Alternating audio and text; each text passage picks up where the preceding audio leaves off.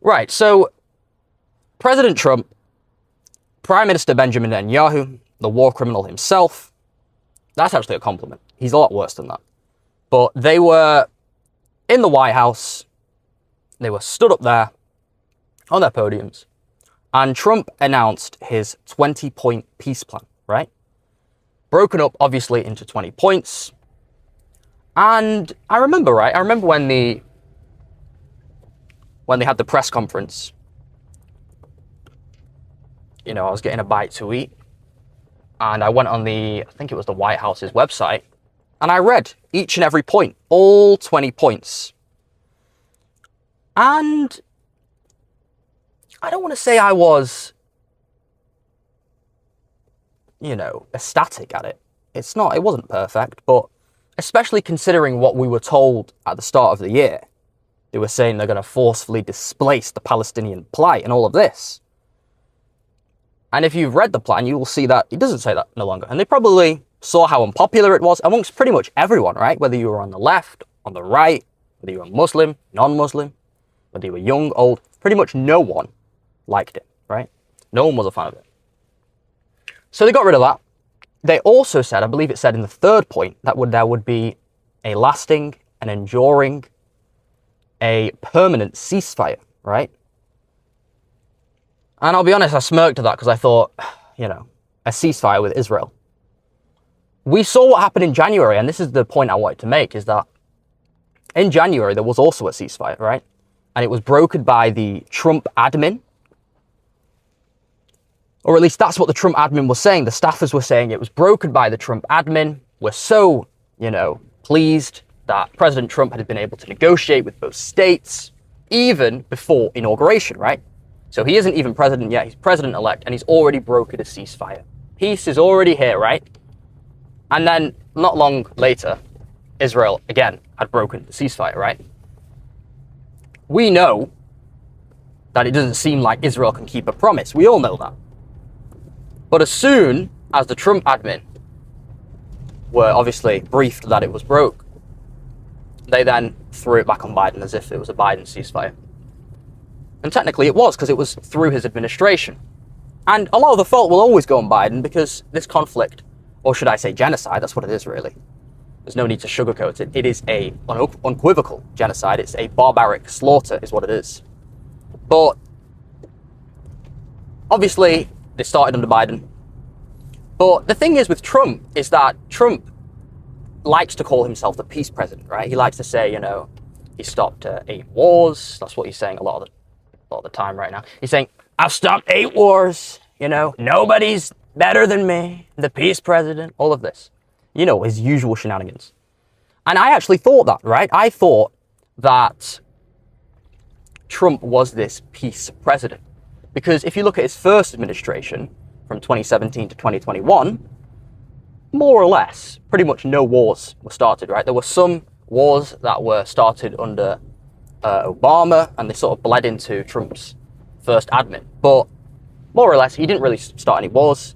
He was pretty much focused on domestic policy and didn't focus on what was going on overseas, which, to be fair, worked, you know, very good for him. Because I would argue that's what got him voted for and eventually won in last year's presidential election.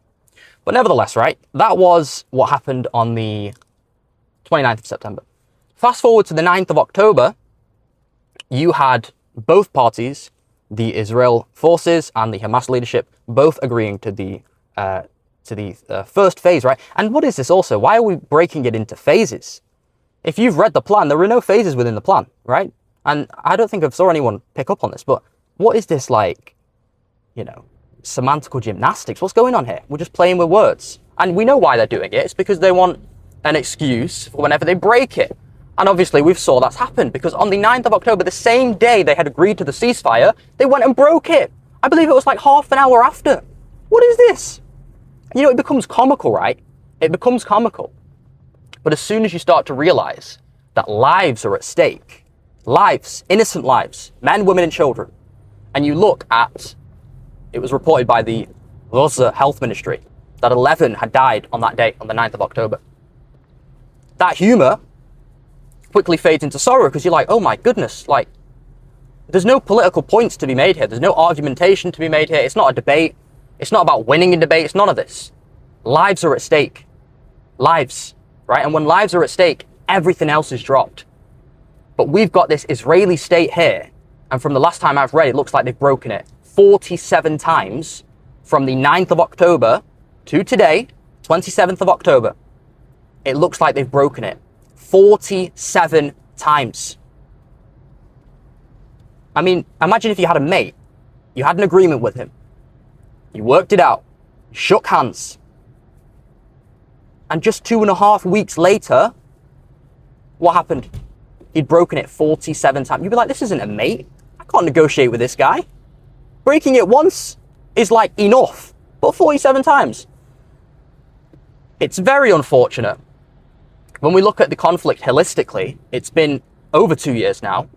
We've saw an Israeli state carry out a genocide, right? It's an unequivocal genocide. There is no beating around the bush. We have saw 70,000 lives lost at the behest of this Israeli occupation, right? We have saw 68,000 in the Gaza Strip, and we've saw an additional 1,000 in the West Bank, right? Amounting to a 70,000 total, which, by the way, Hamas do not even govern the West Bank, right? They do not even reside in the West Bank. So why is it that in excess of 70,000 lives are being lost, and why is it that 1,000 are being lost in the West Bank? Why is it that Israeli troops are being sent to the West Bank? Why is this? Why is it that $22 billion, we talk about Trump, he goes by the slogan, America First. Why is it that we have saw $22 billion in military aid being sent to Israel? Okay? Yes, you can, if America First means not interfering with foreign entanglements, I'm all for it. But this is the thing, is that Trump could have stopped this day one.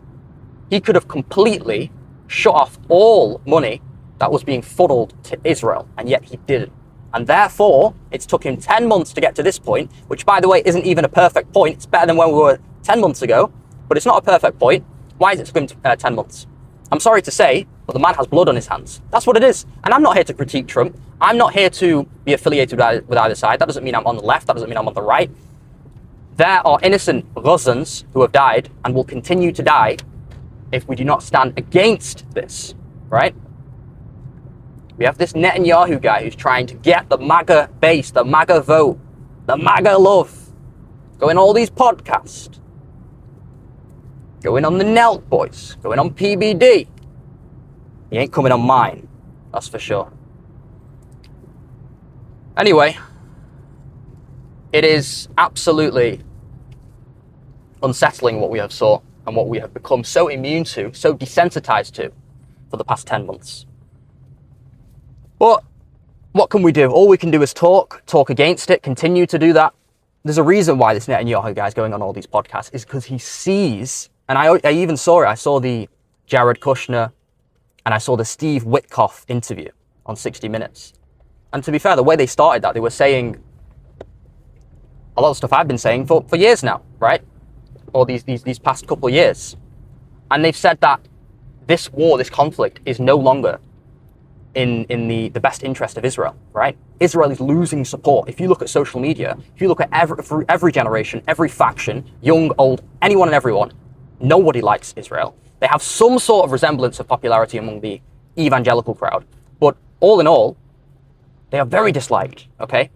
And that's probably why they've come to the table, why Trump's come to the table 10 months later. They call him a businessman, but it took him 10 months to get to the table? What is this?